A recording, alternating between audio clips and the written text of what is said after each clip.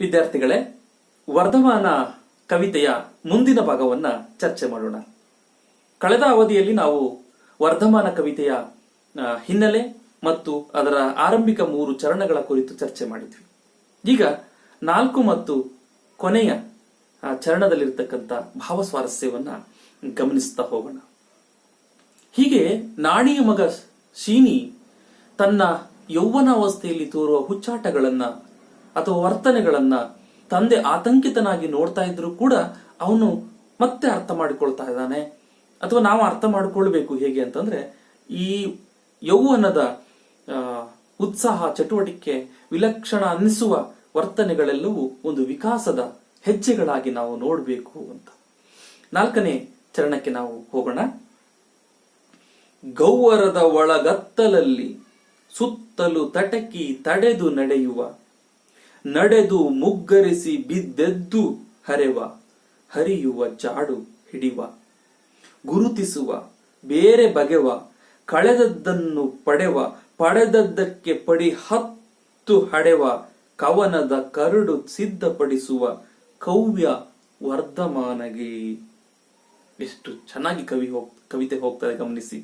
ತುಂಬಾ ರೂಪಕದ ಪ್ರತಿಮಾತ್ಮಕವಾದ ಭಾಷೆಯನ್ನ ಕವಿ ಬಳಸಿದ್ದಾನೆ. ಸ್ವಲ್ಪ ಗಮನ ಕೊಡಿ. ತನ್ನ ತಾನೇ ತಿಕ್ಕಿ ಚಕಮಕಿಯ ಕಿಡಿ ಉಕ್ಕಿ ಇಲ್ಲಿ ಬರ್ತಕ್ಕಂಥ ಕ್ರಿಯಾಪದಗಳನ್ನು ಗಮನಿಸಬೇಕು. ಅದೊಂದು ರೀತಿ ಯೌವನಾವಸ್ಥೆಯ ಉತ್ಸಾಹಕ್ಕೆ ತಕ್ಕಂತೆ, ಒಂದು ಪರಿವರ್ತನೆಗೆ ತಕ್ಕಂತೆ ಪದಗಳು ಕೂಡ ಎಷ್ಟು ಚೆನ್ನಾಗಿ ಕವಿಯ ಕವಿತೆಯಲ್ಲಿ ಅರಳಿದೆ ಅನ್ನೋದನ್ನು ಗಮನಿಸಿ.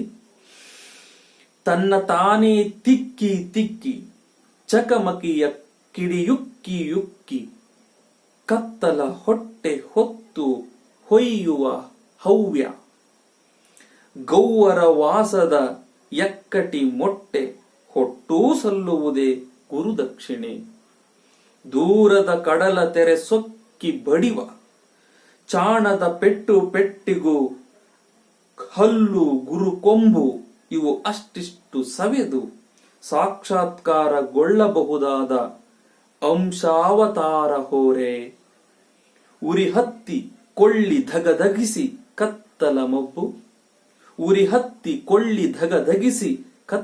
ಮೊಬ್ಬು ಹೊತ್ತಿಕೊಳ್ಳಲಿ, ಸ್ವಯಂ ಪ್ರಭೆ ಸ್ಫುರಿಸುವುದೇ ಆದ್ಯ ಸ್ವರಿತ, ಉದಾತ್ತ ಅನುದಾತ್ತ ಶತಪಥದಲ್ಲಿ, ಗೌವರದ ಮುಖ ಅಲ್ಲಿ ಆಚೆಯ ಬಯಲು ಬರಾವು, ಹಣ್ಣು ಹಂಪಲು ಹಸುರ ಬಲ್ಲೆ ಜೀವನ ನಿಧಾನ ಶ್ರುತಿ ಶುದ್ಧಿ ಮೊರೆವ ಕರಾವು, ಹನುಮದ್ ವಿಕಾಸಕ್ಕೆ ಇಲ್ಲ ಎಲ್ಲೆ, ಹನುಮದ್ ವಿಕಾಸಕ್ಕೆ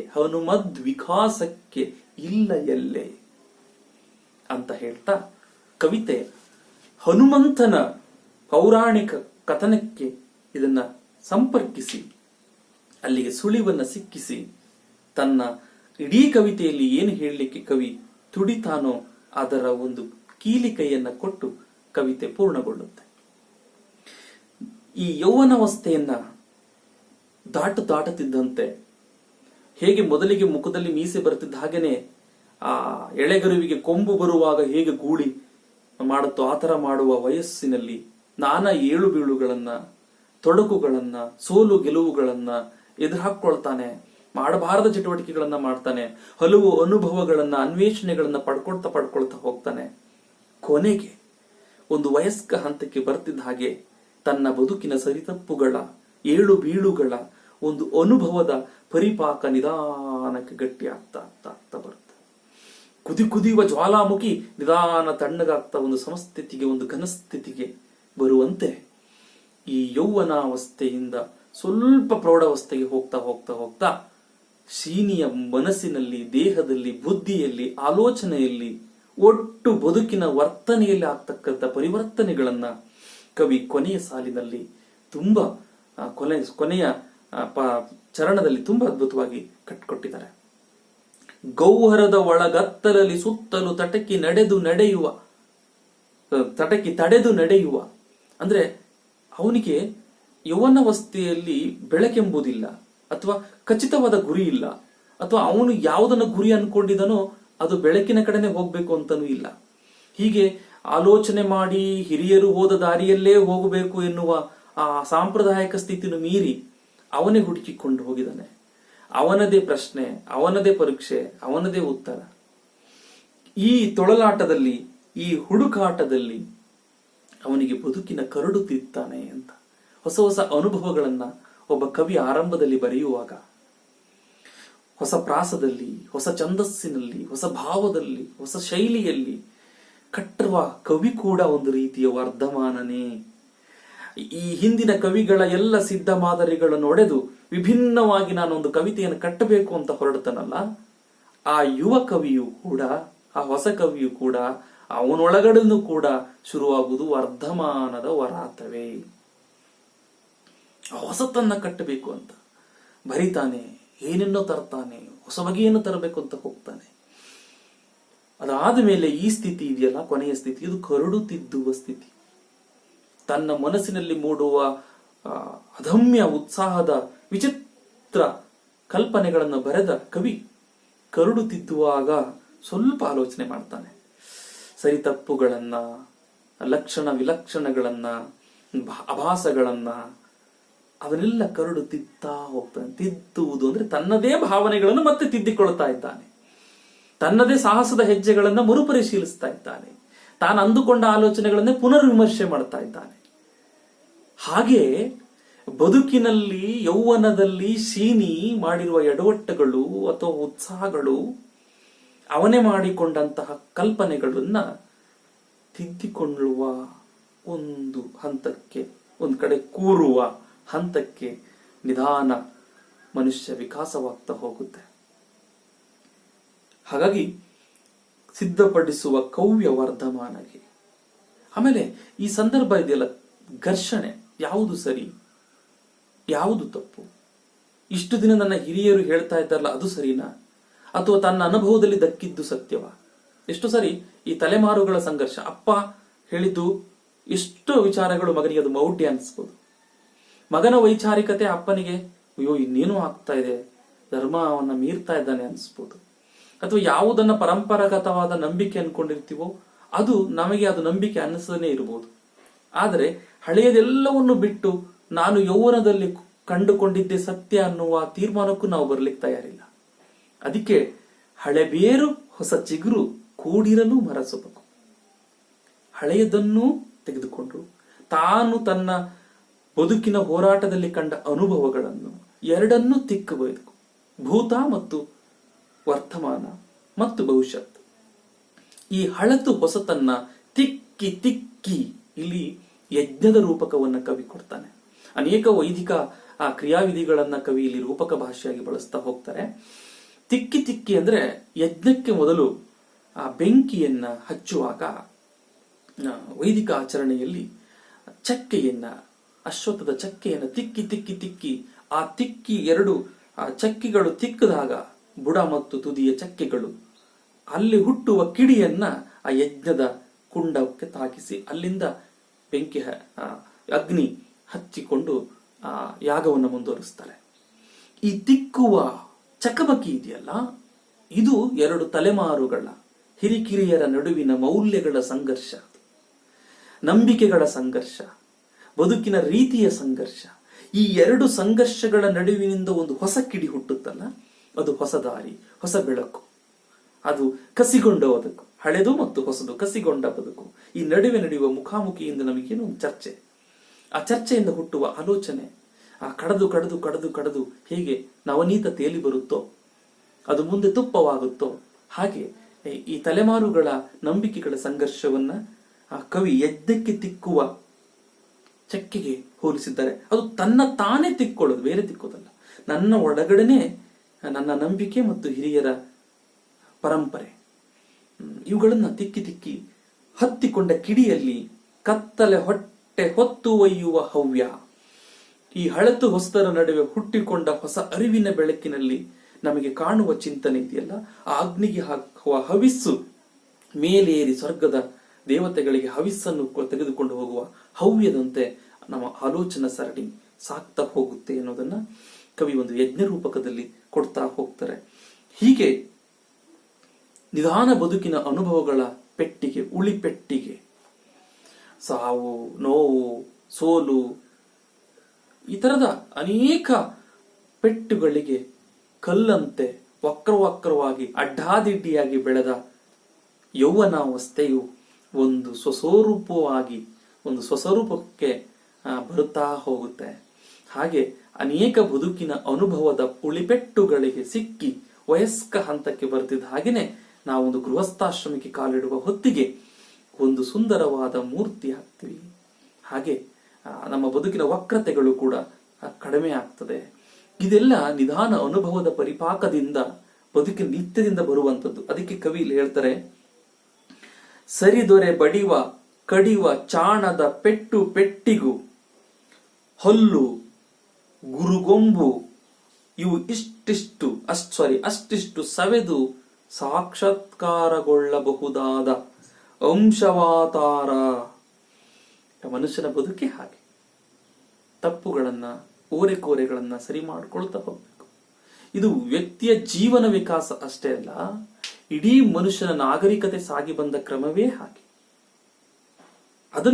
ಇದು ಏಕಕಾಲಕ್ಕೆ ವ್ಯಕ್ತಿ ಒಳಗಡೆ ನಡೀತಕ್ಕಂಥ ವಿಕಾಸ ಪ್ರಕ್ರಿಯೆ, ಒಂದು ಚರಿತ್ರೆಯ ವಿಕಾಸ ಪ್ರಕ್ರಿಯೆಯಾಗಿಯೂ, ಒಟ್ಟು ನಾಗರಿಕತೆ ಸಾಗಿ ಬಂದ ದಾರಿಯಾಗಿಯೂ, ಸೃಷ್ಟಿಯ ವಿಕಾಸದ ಒಂದು ಬೃಹತ್ ರೂಪವಾಗಿಯೂ ನೀವು ಈ ಪದ್ಯವನ್ನ, ಈ ಸಾಲುಗಳನ್ನು ಗಮನಿಸ್ತಾ ಹೋಗ್ಬೋದು. ಒಂದೊಂದು ಸಾಲುಗಳಲ್ಲೂ ಹಲವು ಅರ್ಥ ವ್ಯಾಖ್ಯಾನಗಳನ್ನು ಸ್ಫುರಿಸುವಂತೆ ಇಲ್ಲಿಯ ಪದಗಳಿದ್ದಾವೆ. ಹಾಗಾಗಿ ಉರಿ ಹತ್ತಿ ಕೊಳ್ಳಿ ದಗದಗಿಸಿ ಕತ್ತಲ ಮಬ್ಬು ಹೊತ್ತಿಕೊಳ್ಳಲಿ. ಹೀಗೆ ಜ್ಞಾನದ ಎಷ್ಟು ಕತ್ತಲಿದೆ, ನಮ್ಗೆ ನಾವು ತಿಳಿಬೇಕಾಗಿದ್ದ ಜ್ಞಾನದ ಹಸಿವಿದೆ, ನಮಗೆ ಗೊತ್ತಿಲ್ಲದೇ ಇರುವ ವಿಚಾರಗಳಿದಾವೆ. ಅವೆಲ್ಲ ಈ ವರ್ಧಮಾನದ ಉತ್ಸಾಹದ ಸಾಹಸದಲ್ಲಿ ತೆರೆದುಕೊಳ್ತವೆ. ನಮ್ಗೆ ಕೊಲಂಬಸ್ ಅಂತವರು, ವಾಸ್ಕೋಡಿಗಾಮನ್ ಅಂತವರು ಯಾನದಲ್ಲಿ ಹೊಸ ಹೊಸ ಖಂಡಗಳನ್ನ ಶೋಧಿಸದೆ ಹೋದ್ರೆ ಇವತ್ತಿನ ಆಫ್ರಿಕಾ, ಅಮೇರಿಕಾ, ಆಸ್ಟ್ರೇಲಿಯಾ ಬೆಳಕಿಗೆ ಬರ್ತಿರ್ಲಿಲ್ಲ. ಅವೆಲ್ಲ ಬಹಳ ಸಾಹಸವಾದ್ದು, ಬಹಳ ಗಟ್ಟಿಮುಟ್ಟಾದಂತಹ ಮನಸ್ಸನ್ನ ಬಯಸುವಂತಹ ಸಾಹಸಗಳು. ಆದ್ರೆ ಆ ಸಾಹಸದ ಫಲವೇ ನಮಗೆ ಅದೆಷ್ಟೋ ಹೊಸ ಬೆಳಕು ಸೃಷ್ಟಿಯಾಯಿತು. ವಿಜ್ಞಾನಿಗಳ ಹೊಸ ಹೊಸ ಪ್ರಯೋಗಗಳು ನಮಗೆ ಹುಚ್ಚಾಟವಾಗಿ ಕಂಡ್ರು ಕೂಡ ಆ ಎಡಬಿಡದ ಸಾಹಸಗಳು, ಪ್ರಯತ್ನಗಳು, ಪ್ರಯೋಗಗಳು ನಮಗೆ ಹೊಸ ಬೆಳಕನ್ನ ಕೊಡುತ್ತೆ ಅಲ್ವಾ? ಅನೇಕ ಜನ ಉದಾಹರಣೆ ಕೊಡಬಹುದು. ಥಾಮಸ್ ಆಲ್ವಾ ಎಡಿಸನ್ ಎಷ್ಟು ಸಾರಿ ಪ್ರಯೋಗ ಮಾಡಿದ್ದಾನೆ, ಸಾವಿರಾರು ಬಾರಿ. ಇವೆಲ್ಲವೂ ನಮಗೆ ಹುಚ್ಚಾಟ ಅನಿಸಬಹುದು. ಹಾಗೆ ಆಧ್ಯಾತ್ಮದ ದಾರಿಯಲ್ಲೂ ಅಷ್ಟೇ, ಬದುಕಿನ ದಾರಿಯಲ್ಲೂ ಅಷ್ಟೇ, ಒಂದು ಕೃಷಿಯಲ್ಲೇ ಆದ್ರೂ ಅಷ್ಟೇನೆ ಇಷ್ಟೆಲ್ಲ ಪ್ರಯೋಗ ಮಾಡ್ತಾ ಮಾಡ್ತಾ ಮಾಡ್ತಾ ನಮಗೆ ಒಂದು ಹೊಸ ಅನ್ವೇಷಣೆ ಶುರುವಾಗುತ್ತೆ. ಇದು ನಮ್ಮ ಅಜ್ಞಾನವನ್ನ, ನಮ್ಮ ಅನುಭವವನ್ನ, ಅಜ್ಞಾನವನ್ನ, ನಮ್ಮ ಒಳಗಿನ ಕತ್ತಲೆಯನ್ನ ಮೀರ್ತಾ ಮೀರ್ತಾ ಮೀರ್ತಾ ಹೋಗಿ ಹೊಸ ಅನುಭವಕ್ಕೆ ಕಾರಣ ಆಗ್ತಾ ಹೋಗುತ್ತೆ. ಅದಕ್ಕೆ ಸ್ವಯಂ ಪ್ರಭೆ ಸ್ಫುರಿಸುವುದೇ ಆದ್ಯ ಸ್ವರಿತ. ಈ ಹಂತದಲ್ಲಿ, ಯೌವನದಲ್ಲಿ ಪ್ರೇಮಿಯಾಗಿದ್ದು ಆ ನೆನಪುಗಳು, ಅವಳ ನೆನಪುಗಳು, ಪ್ರೇಮದ ವೈಫಲ್ಯ, ಸಾಫಲ್ಯ, ಆ ಅನುಭವಗಳು, ಅವು ಕೊಡುವ ನೋವು, ನಿರಾಸೆಗಳು, ಒಂದು ರೀತಿಯ ಸಿಹಿ ನೆನಪುಗಳು ಎಲ್ಲವೂ ಬದುಕಿನಲ್ಲಿ ಮೆಲುಕಾಗ್ತಾ ಹೋಗುತ್ತೆ. ಅದು ಮತ್ತೆ ಮುಂದಿನ ಬದುಕನ್ನ ಹೇಗೆ ನೋಡಬೇಕು ಎನ್ನುವ ಒಂದು ದೃಷ್ಟಿಕೋನವನ್ನು ಕೊಡ್ತಾ ಹೋಗುತ್ತೆ. ಹೀಗೆ ಎಲ್ಲವನ್ನು ಹೇಳ್ತಾ ಹೇಳ್ತಾ ಹೇಗೆ ಒಂದು ಚಿಗುರು ಮಿಡಿಗಾಯಿ ಬೆಳೀತಾ ಬೆಳೀತಾ ಬಂದಾಗೆ ಒಗರಾಗುತ್ತೆ. ನೀವು ಗಮನಿಸಬಹುದು, ಒಂದು ಮಾವಿನಕಾಯಿನ ಮಿಡಿಯನ್ನು ತೆಗೆದುಕೊಳ್ಳಿ, ಅದು ನಮ್ಮ ಬಾಲ್ಯಾವಸ್ಥೆ, ಸಣ್ಣ ಮಿಡಿ. ಅದು ಸ್ವಲ್ಪ ಕಾಯಿ ಆದಾಗ ಕಚ್ಚಿ ನೋಡಿ, ಬಹಳ ಒಗರು, ತಿನ್ನಕ್ಕೆ ಆಗಲ್ಲ, ಒರಟಾಗಿರುತ್ತೆ, ಒಗರಾಗಿರುತ್ತೆ, ಕಹಿಯಾಗಿರುತ್ತೆ. ಅದು ನಮ್ಮ ಈ ವರ್ಧಮಾನ ಆಗುವ ಅವಸ್ಥೆ, ಅಂದ್ರೆ ಯೌವನಾವಸ್ಥೆ. ಅದು ಒಗರೊಗರಾಗಿ ಒರಟಾಗಿನೇ ಇರುವಂಥದ್ದು. ನಿಧಾನಕ್ಕೆ ಆ ಕಾಯಿ ಮಾಗುತ್ತೆ, ಕೆಲವು ಕಾಲಕ್ಕೆ ಪಕ್ವವಾಗುತ್ತೆ. ಪಕ್ವವಾಗಿ ಅದು ಮಾಗಿದಾಗ ಅದು ಹಣ್ಣಾಗುತ್ತೆ. ಹಣ್ಣಾದಾಗ ನಾವು ತಿಂದು ನೋಡಿದಾಗ ರಸಭರಿತವಾಗಿರುತ್ತೆ, ಸಿಹಿಭರಿತವಾಗಿರುತ್ತೆ ಅಲ್ವಾ? ಹಾಗೆ ಬದುಕೆಂಬುದು ಅಷ್ಟೇನೆ. ಆ ಕಾಯಿ ತಿಂದು ಅಯ್ಯೋ ಇಡೀ ಮಾವೇ ಸರಿಯಿಲ್ಲ, ಇದು ಒಗುರು ಅಂತ ನಾವು ಎಸೆದ್ರೆ ತಪ್ಪಲ್ವಾ? ಅದು ಒಗುರಾಗಿ ಅದು ಸಿಹಿಯಾಗುವುದನ್ನ ನಾವು ಸಹಜ ವಿಕಾಸದ ಕ್ರಮ, ಅದನ್ನೇ ವರ್ಧಮಾನ ಅಂತ ಗಮನಿಸಬೇಕು ಅನ್ನೋದಕ್ಕೆ ಕವಿ ಹಣ್ಣು ಹಂಪಲು ಹಸುರ ಬಲ್ಲೆ ಬಲ್ಲೆ ಜೀವನ ನಿಧಾನ ಶ್ರುತಿ ಶುದ್ಧಿ ಮೊರೆವ ಕರಾವು. ಈ ಜೀವನದ ಗೀತೆ, ಈ ಜೀವಗೀತೆಯ ಶ್ರುತಿ ಅಂದ್ರೆ ಸಂಗೀತದಲ್ಲಿ ಶ್ರುತಿಯನ್ನ ಸಿದ್ಧಪಡಿಸಿಕೊಳ್ಳುವ ಸಂಗೀತಗಾರರನ್ನು ನೋಡ್ಬೋದು. ಒಂದೇ ಸರಿಗೆ ಅವರಿಗೆ ವೀಣೆಯ ಶ್ರುತಿಯಾಗ್ಲಿ ಸಿಗೋದಿಲ್ಲ. ಅದನ್ನ ತೀಡಿ ತೀಡಿ ತಮ್ಮ ಧ್ವನಿಗೆ, ತಮ್ಮ ಸ್ವರಕ್ಕೆ, ತಮ್ಮ ಲಯಕ್ಕೆ, ತಮ್ಮ ಧಾಟಿಗೆ ತಕ್ಕಂತೆ ಶ್ರುತಿಯನ್ನ ಸರಿ ಮಾಡ್ಕೊಳ್ತಾ ಹೋಗ್ತಾರೆ, ಅಥವಾ ಆ ಶ್ರುತಿಗೆ ತಕ್ಕಂತೆ ತಮ್ಮ ಧ್ವನಿಯನ್ನ ಸರಿ ಮಾಡ್ಕೊಳ್ತಾ ಹೋಗ್ತಾರೆ. ಈ ಶ್ರುತಿ ತಪ್ಪಬಾರದು ಅಂದಾಗ ಒಂದಿಷ್ಟು ಹೊಂದಾಣಿಕೆ ಆಗ್ಲಿಕ್ಕೆ ಸ್ವಲ್ಪ ಸರ್ಕಸ್ ಆಗುತ್ತೆ. ಹೀಗಾಗುವುದು ಬದುಕಿನ ಕ್ರಮ. ಒಂದು ಹಂತಕ್ಕೆ ಬದುಕು ಬರುವಾಗ ಈ ತರದ ಏಳು ಬೀಳುಗಳು, ಸರಿತಪ್ಪುಗಳು, ಹೊಂದಾಣಿಕೆಗಳು ನಡೀತಾ ಹೋಗುತ್ತೆ. ಕೊನೆಗೆ ಕವಿ ಕೊನೆಯ ಸಾಲಿನಲ್ಲಿ ಬಹಳ ಅದ್ಭುತವಾಗಿ ಹೇಳ್ತಾರೆ, ಹನುಮದ್ವಿಕಾಸಕ್ಕೆ ಇಲ್ಲ ಎಲ್ಲೆ. ನೀವು ಹನುಮಂತನ ಪೌರಾಣಿಕ ಪಾತ್ರವನ್ನು, ನೀವು ಚಿತ್ರಣವನ್ನು ನೋಡಬೇಕು. ಹನುಮಂತ ಪುಟ್ಟ ಹುಡುಗನಾಗಿದ್ದಾಗ ಏನೆಲ್ಲ ಚೇಷ್ಟೆ ಮಾಡ್ತಿದ್ದ. ನಿಮ್ಗೆ ಈ ಕತೆ ಕೇಳಿದ್ದೀರಿ, ಮತ್ತೊಂದ್ಸಾರಿ ಹೇಳ್ತೀನಿ. ತುಂಬಾ ಹಸಿವಾಗುತ್ತೆ ಹನುಮಂತನಿಗೆ, ಹಣ್ಣು ಬೇಕು ಅನಿಸುತ್ತೆ. ನೋಡ್ತಾನೆ, ಆಕಾಶದಲ್ಲಿ ಕೆಂಪಗೆ ಸೂರ್ಯ ಹಣ್ಣಿನಂತೆ ಕಾಣ್ತಾ ಇರ್ತಾನೆ. ಈ ಹನುಮಂತ ಆ ಹಣ್ಣನ್ನೇ ತಿನ್ಬೇಕು ನಾನು ಅಂತ ಹೇಳಿ ಆಕಾಶಕ್ಕೆ ನೆಗಿತಾನೆ. ಆಕಾಶಕ್ಕೆ ಹೋಗ್ತಾ ಹೋಗ್ತಾ ಹೋಗ್ತಾ ಸೂರ್ಯನನ್ನೇ ಹಿಡಿದು ತಿನ್ಬೇಕು ಅಂತ ಹೋಗಿ, ಆಗ ಅಲ್ಲಿಂದ ಅವನು ಸೂರ್ಯನ ಹತ್ರಕ್ಕೆ ಹೋಗ್ತಾನೆ. ಆ ಶಾಖವನ್ನ ತಡಿಲಾರದೆ ಅವನು ಕೆಳಗೆ ಬಿದ್ದು ಬಿಡ್ತಾನೆ, ಬಿದ್ದು ಮೂರ್ಛೆಗೊಳ್ತಾನೆ. ಆಮೇಲೆ ಉಪಚಾರದಿಂದ ಎದ್ದುಕೊಳ್ತಾನೆ. ಆದ್ರೆ ಅದನ್ನು ಹುಚ್ಚಾಟ ಅನ್ನುವಂತಲ್ಲ.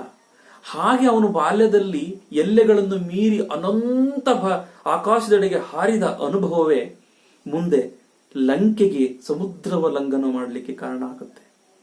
ಅದೊಂದು ಪ್ರಾಕ್ಟೀಸ್ ಆಗುತ್ತೆ. ಲಕ್ಷ್ಮಣ ಮೂರ್ಛೆ ಹೋದಾಗ ಸಂಜೀವಿನಿ ಪರ್ವತಕ್ಕೆ ಹಾರಿ ಅಲ್ಲಿಂದ ಬೆಟ್ಟವನ್ನು ಎತ್ತಿಕೊಂಡು ಬರುವಂತ ಸಾಹಸಗಳು, ಇವೆಲ್ಲ ಬಾಲ್ಯದಲ್ಲಿ ಆತ ಮಾಡಿದ ಸಾಹಸಗಳೇ ಮುಂದೆ ಅವನ ಬದುಕಿನಲ್ಲಿ ಸಂಕಷ್ಟದಲ್ಲಿ ಅವು ನೆರವಿಗೆ ಬರುತ್ತೆ. ಹನುಮಂತ ಸಾಗರವನ್ನು ಹಾರಿದ್ದು, ಅಲ್ಲಿಂದ ಆತ ಸಂಜೀವಿನಿ ಪರ್ವತಕ್ಕೆ ಹೋಗಿ ಅಲ್ಲಿ ಬೆಟ್ಟವನ್ನೇ ಕಿತ್ಕೊಂಡು ಬರುವಂಥದ್ದು, ಬಾಲ್ಯದಲ್ಲಿ ಹಣ್ಣು ಅಂತ ಹೇಳಿ ಆ ಸೂರ್ಯನನ್ನೇ ತಿನ್ನಲಿಕ್ಕೆ ಹಾರಿದ್ದು, ಇವೆಲ್ಲ ನಮ್ಮ ವ್ಯವಸ್ಥಿತ ಚೌಕಟ್ಟಿನ ಆಚೆಗೆ ಹೋಗುವ ಒಂದು ಅನ್ವೇಷಣೆಯ ಮಾರ್ಗ. ಅದು ನಮ್ಮ ಒಳಗಡೆನೆ ಇರ್ತದೆ. ಮಕ್ಕಳಲ್ಲೇ ನೋಡಿ ಎಷ್ಟು ತರದ ತುಂಟತನ ಇರುತ್ತೆ. ಅದನ್ನು ತುಂಟತನ ಅನ್ಕೊಳ್ಳಕ್ಕಿಂತ ಅದೊಂದು ವಿಕಾಸದ ಹೆಜ್ಜೆ ಅನ್ಕೊಳ್ಬೇಕು. ಹಾಗಾಗಿ ಯೌವನಾವಸ್ಥೆಯಲ್ಲಿ ನಮಗೆ ನಮ್ಮ ಹೊಸ ತಲೆಮಾರಿಗೆ ಉಂಟಾಗುವ ಹೊಸ ಹೊಸ ಆಲೋಚನೆಗಳು, ಹೊಸ ಹೊಸ ಸಾಹಸಗಳಿಗೆ ನಾವು ಎದೆಗುಂದಬಾರದು, ಅಥವಾ ಅವರ ಸಾಹಸಗಳಿಗೆ ತಣ್ಣೀರನ್ನು ಎರಚಬಾರದು. ಅದು ದುರ್ಮಾರ್ಗವಾಗಿದ್ದರೆ ಸ್ವಲ್ಪ ತಿದ್ದೋ ಪ್ರಯತ್ನ ಮಾಡಬೇಕು. ಆದರೆ ಅದು ನಮಗೆ ದುರ್ಮಾರ್ಗವನ್ನು ಅನಿಸಿದ್ರು ಕೂಡ ಆ ಹೊಸ ತಲೆಮಾರಿಗೆ ಅದೊಂದು ಅನ್ವೇಷಣೆಯ ದಾರಿ ಯಾಕಾಗಿರಬಾರದು ಅನ್ನುವ ಒಂದು ಚಿಂತನೆಯನ್ನಿಟ್ಕೊಂಡು ಇಡೀ ವರ್ಧಮಾನ ಕವಿತೆಯಲ್ಲಿ ಅಡಿಗರು ಒಂದು ಹೊಸ ಆಲೋಚನಕ್ಕೆ, ಒಂದು ಹೊಸ ದೃಷ್ಟಿಕೋನಕ್ಕೆ ನಮ್ಮನ್ನ ಕೊಂಡೊಯ್ತಾರೆ.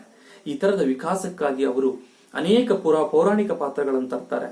ಅಲ್ಲಿ ವಿಶೇಷವಾಗಿ ಧ್ರುವ ಮತ್ತು ಹನುಮಂತನ ಒಂದು ರೂಪಕವನ್ನು ಕೊಡ್ತಾರೆ. ಇವೆಲ್ಲವೂ ಆ ವ್ಯಕ್ತಿ ಒಳಗಡೆ, ಆ ಯೌವನದ ಒಳಗಡೆ ಬೆರೆತಿರ್ತಕ್ಕಂಥ ಒಂದು ಅದಮ್ಯ ಶಕ್ತಿ ಚೇತನ ಅದು ಅಂತಾನೆ ಗುರುತಿಸ್ತಾರೆ. ಹಾಗಾಗಿ ಈ ಶಕ್ತಿ ಚೇತನದ ಅರಿವಿನ ನೆಲೆಯಲ್ಲಿ ನಿಸರ್ಗ ಪ್ರಜ್ಞೆಯೊಂದಿಗೆ ಹೊಸ ತಲೆಮಾರನ್ನ ನಾವು ಗ್ರಹಿಸಿಕೊಳ್ಳಬೇಕಾದ, ನೋಡಬೇಕಾದ ದೃಷ್ಟಿಕೋನವನ್ನು ಕೂಡ ವರ್ಧಮಾನ ಕವಿತೆ ಕಟ್ಟಿಕೊಡುತ್ತೆ.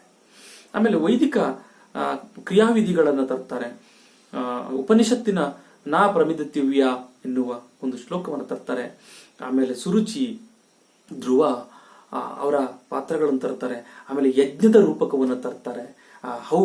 ಹವಿಸ್ಸನ್ನ ರೂಪಕವನ್ನು ತರ್ತಾರೆ. ಈ ಹೊಸ ಯಜ್ಞ ಪ್ರಕ್ರಿಯೆ, ಯಜ್ಞ ಅನ್ನೋದು ಒಂದು ಬದಲಾವಣೆಯ ಪ್ರಕ್ರಿಯೆ. ಅದು ಬದುಕಿನ ಯಜ್ಞ ಆಗಿರ್ಬೋದು, ಭಾವನೆಗಳ ಯಜ್ಞ ಆಗಿರ್ಬೋದು.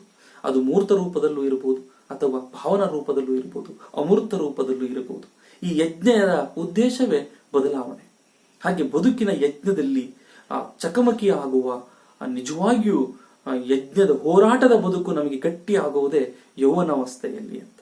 ಹಾಗಾಗಿ ಈ ಯೌವನಾವಸ್ಥೆಯ ವರಾತವನ್ನ ಕವಿ ಸ್ವಲ್ಪ ಸಂಕೀರ್ಣವಾದ ನೆಲೆಯಲ್ಲಿ ಕಟ್ಟಿಕೊಡ್ತಾ ಹೋಗಿದ್ದಾರೆ. ಒಂದ್ 2-3 ಸಾರಿ ಪದ್ಯವನ್ನು ಓದ್ತಾ ಹೋದ ಹಾಗೆ ನಮಗೆ ಅದು ಅರ್ಥ ಆಗ್ತಾ ಹೋಗುತ್ತೆ. ಈ ಸಂಕೀರ್ಣ ನೆಲೆಯಲ್ಲಿ ಕವಿ ಒಟ್ಟು ಹೇಳಲಿಕ್ಕೆ ಹೊರಟಿರುವುದು ವರ್ಧಮಾನ ಅನ್ನುವುದು ಒಂದು ವಿಕಾಸ, ಅದನ್ನು ವಿಕಾಸವಾಗಿ ನೋಡೋಣ. ಬೀಜ ಎಲ್ಲೋ ಹಾರಿ ಬೇರು ಬಿಡುವ ಒಂದು ಸಾಧ್ಯತೆಯನ್ನ ಹೊಸ ತಲೆಮಾರಿನ ಹುಡುಕಾಟದ ಸಾಧ್ಯತೆಯಾಗಿ ನಾವು ನೋಡಬೇಕು ಎನ್ನುವ ಅರಿವು ಮತ್ತು ಎಚ್ಚರವನ್ನು ಕೊಡುವ ಈ ವರ್ಧಮಾನ ಕವಿತೆ ಅದ್ಭುತವಾಗಿದೆ. ಧನ್ಯವಾದಗಳು.